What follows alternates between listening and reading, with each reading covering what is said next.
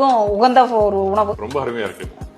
நம்ம வீட்டு பிள்ளைங்களுக்கு கொடுத்தீங்கன்னா வாரி வாரி சொல்லுவாங்க. தீய கம்மியா வச்சு ஸ்லோவா வறுக்கணும், வாசம் வர்ற வரைக்கும் வறுக்கணும். கம்புல மண்ணு கல்லு அந்த மாதிரி எல்லாம் இருக்கும். இதை நம்ம ஊற வச்சு அரிச்சு எடுத்து ஒரு வெள்ளை துணியில காய போட்டு எடுத்து பக்குவமா வச்சுக்கலாம். வடக்கல் சூடானதுக்கு அப்புறம் இது போட்டோம்னா தான் ஃப்ரை பண்றதுக்கு இதா இருக்கும். எல்லா பக்கம் ஈவனா சூடா இருக்கும். இது உதிரி புட்டு மாதிரி இருக்கும், சாப்பிட்றதுக்கு நல்லா இருக்கும். 2-3 நாள் வச்சு சாப்பிடலாம்.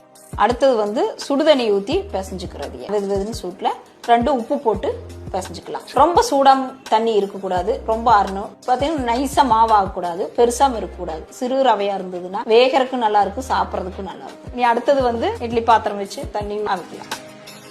இதுல இது வெந்துருச்சான்னு பாத்தீங்கன்னா இப்படி நசுக்கி பார்த்தோம்னாலும் தெரியும்.